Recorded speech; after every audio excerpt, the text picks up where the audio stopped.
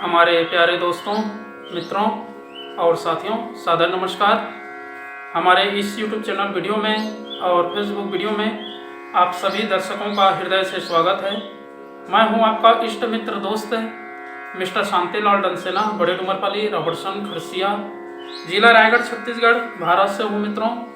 मित्रों, आप लोग हमारे इस YouTube चैनल वीडियो को और फेसबुक वीडियो को देखते हैं तो आपको मैं हृदय से धन्यवाद देता हूँ।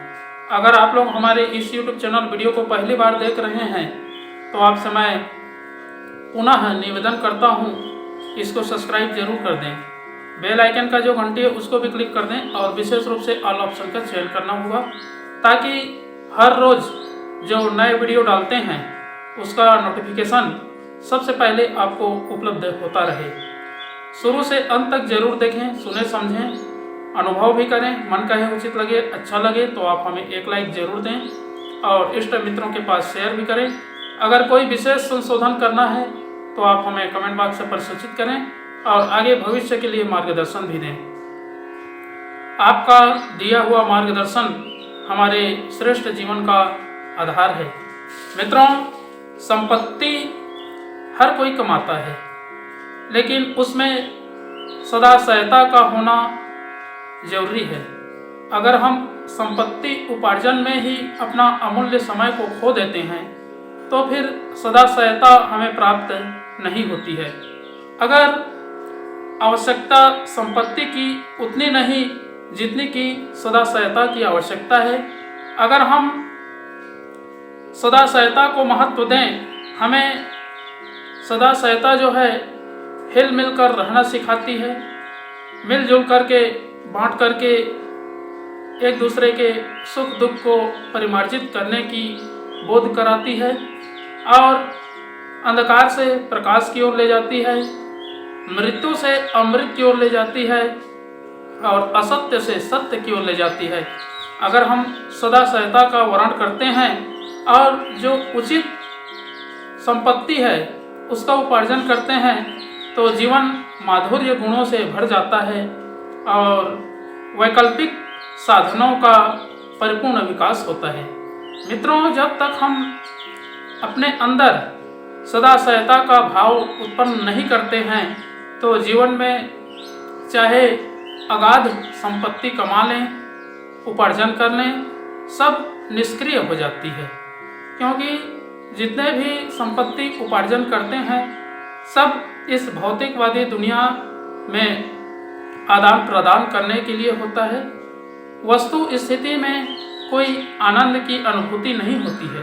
भले ही क्षणिक सुख प्राप्त होती जरूर है, लेकिन अनंत काल तक सुख स्थायी रूप से नहीं मिल पाती है, क्योंकि सदा सहायता के अभाव के कारण से ही ये सब विपत्ति उत्पन्न होती है। जिस व्यक्ति के मनोरथ पूरा करना है तो सदा सहायता का होना आवश्यक है। जिस दिन सदा सहायता का अभिवर्धन होगा उसमें रस पेशलता विद्यमान होगी। सज्जन पुरुष नारियल के समान आकार वाले होते हैं और जब दुर्जन व्यक्ति भले ही बाहर से सुंदर दिखाई देते हैं किंतु उसके अंदर में कठोरता और दुष्टता निवास करती है। सज्जन पुरुष नारियल की तरह बाहर से भले ही आकर्षक नहीं दिखते हैं, लेकिन उसके हृदय में रस पेशलता विद्यमान रहती है। जबकि अन्य दुर्जन व्यक्ति बाहर से सुंदर बेर के समान दिखाई देते हैं किंतु उसके हृदय में, उसके अंदर में बेर की गुठली के समान कठोरता निवास करती है। सदा सहायता का वर्ण करने के लिए अपने आप का अनुसंधान करना अति आवश्यक है। जिस दिन हम अपने आप का अनुसंधान करना सीख जाते हैं और सदा सहायता का वर्ण कर लेते हैं तो जीवन जो है ज्योतिमय, दिव्यमय, प्रकाशवान बन जाती है। अगर हम इसका संशोधन करते रहें, निरंतर अपने अंदर जितने भी त्रुटियां हैं उसको उखाड़ करके फेंकते रहें और सत प्रवृत्ति का संवर्धन करते रहें तो फिर अनायास रूप से आगे बढ़ने का शुभ अवसर मिलता रहता है और प्रकृति, पर्यावरण सब साथ देती है। ऋषि मुनि योगी तपसी सबका सहयोग प्रदान होता है। व्यक्ति जब तक कमल के फूल की तरह कीचड़ से बाहर नहीं निकलता है और सुंदर नहीं बनता है तो उसका जीवन जो है तिरस्कृत हो जाती है और आगे भविष्य का निर्माण नहीं कर पाती है।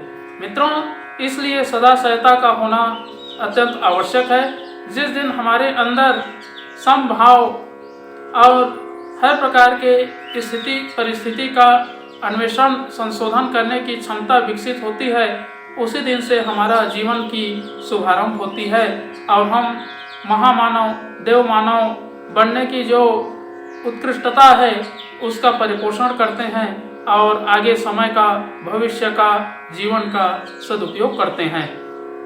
जब तक हम निष्क्रियता में ही डूबे रहेंगे तो सकारात्मक भाव उत्पन्न नहीं होती है और सकारात्मक भाव उत्पन्न करने के लिए व्यक्ति को मनोविज्ञान की आराधना करनी पड़ती है।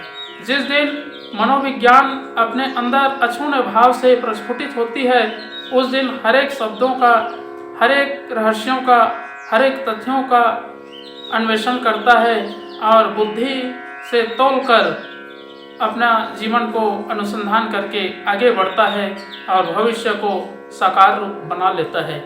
मित्रों, ये सब सदा सहायता के होने पर ही अभिवृद्धि होती है। जिस दिन हमारे अंदर सद्गुण सत्प्रवृत्ति का संवर्धन हो जाए, उसी दिन से हमारे अंदर दिव्य सदा सहायता का आवरण उभरता है और भविष्य का सदुपयोग होता है। इसलिए मित्रों, अपने आप को संपत्ति कमाने के साथ साथ में सदा सहायता का भी होना अत्यंत आवश्यक है। इसकी स्फूर्णा के लिए कोई आधार है तो वह है सिर्फ एक गायत्री महामंत्र। अगर हम गायत्री मंत्र का उच्चारण करते हैं या जाप करते हैं या उनके बताए हुए प्रत्येक शब्दों के अर्थों का चिंतन मनन करते हैं तो सदा सहायता हमें प्राप्त होती है। तो आइए मित्रों, एक बार गायत्री मंत्र और संपूर्ण के साथ में महामृत्युंजय मंत्र का उच्चारण मेरे साथ साथ में करेंगे। ओम भूर्भुवः स्वः तत्सवितुर्वरेण्यं भर्गो देवस्य धीमहि धियो यो नः प्रचोदयात्। उस प्राण स्वरूप दुखनाशक सुख स्वरूप श्रेष्ठ तेजस्वी पापनाशक देव स्वरूप परमात्मा को हम अपनी अंतरात्मा में धारण करें। वह परमात्मा हमारी बुद्धि को सत्मार्ग की ओर प्रेरित करे। ओम हौम जूम सह ओम भूर्भुवः स्वः ओम त्र्यंबकं यजामहे सुगंधिं पुष्टिवर्धनम् उर्वारुकमिव बन्धनान् मृत्योर्मुक्षीयमामृतात्। ओम स्वः भुवः भुव ओम सह जूम हौम ओम। मृत्युंजय महादेव त्राहि मां शरणागतं जन्म मृत्यु जरा व्याधि पीड़ितं कर्म बंधनाय। ओम असंभवं संभव कर्तुमुद्यतं प्रचंड जंजाविनितिरोध सत्समं युगस्य निर्माण कृते समुद्यतं परम महाकालमं नमाम्यहम्। ओम अस्तो मा सद्गमय तमसो मा ज्योतिर्गमय मृत्योर्मामृतं गमय। परम पूज्य गुरुदेव वेद मूर्ति तपोनिष्ठ युग दृष्टा युग प्रवर्तक युग ऋषि पंडित श्री राम शर्मा आचार्य जी, परम वंदनीय माता जी भगवती देवी शर्मा जी और आद्य माँ गायत्री माता, धरती माता, भारत माता, प्रकृति पर्यावरण सूर्यदेव, महाकाल भगवान, सरस्वती माँ, लक्ष्मी माता, सभी ग्रह नक्षत्र, अखिल विश्व ब्रह्मांड के सभी देवी देवताओं के सूक्ष्म संरक्षण में जितने भी हमारे यूट्यूब चैनल के माध्यम से, फेसबुक के माध्यम से, व्हाट्सएप स्टेटस के माध्यम से वीडियो देख रहे हैं, सुन रहे हैं, समझ रहे हैं, ऐसे हमारे प्रिय आत्मीय आदरणीय सम्माननीय परम हितैषी हमारे देवतुल्य भाइयों, देवी स्वरूपा माताओं बहनों, आप लोगों को मेरा सादर प्रणाम। ऋषि चिंतन के सानिध्य में से आज का जो एक बहुत ही महत्वपूर्ण अनमोल से विचार है आपके पास प्रस्तुत कर रहा हूँ। आज का विचार है मित्रों, संपत्ति बनाम सदा सहायता। बहुत ही अनमोल से विचार है। आवश्यकता संपत्ति की उतनी नहीं जितनी सदा सहायता की है। सदा सहायता हमें हिल मिल कर रहना और मिल बांट कर खाना सिखाती है। आपस में स्नेह और सहयोग पूर्वक कैसे रहा जाता है और जो सामने है उसे मिल बांट कर कैसे खाया जाता है, यह ज्ञान का सार है। सोचने का तंत्र हमें मिला था, पर सोचने की कला से हम अपरिचित हैं। श्रम करने के लिए उपकरण हमें मिले हैं, पर क्या श्रम किया जाए और क्यों किया जाए, इसका भान कदाचित ही किसी को है। मित्रों, संपत्ति के साथ सदाशयता का समावेश आवश्यक है, अन्यथा बासी रखा हुआ उपयोगी भोजन भी सड़ेगा और उसे जो कोई काम में लाएगा वही बीमार पड़ेगा। संपत्ति के अभाव में कितने ही लोग कष्ट पाते हैं, पर उससे अधिक वे लोग हैं जो संपत्ति का उपयोग न जानने के कारण दुखी हैं। संपत्तिवानों को दुर्व्यसनों में ग्रस्त देखा जाता है। दुरुपयोग करने पर सुई भी अपने लिए घातक बन जाती है। कुकर्मों की भरमार संपन्नता के बाहुल्य से ही होती है।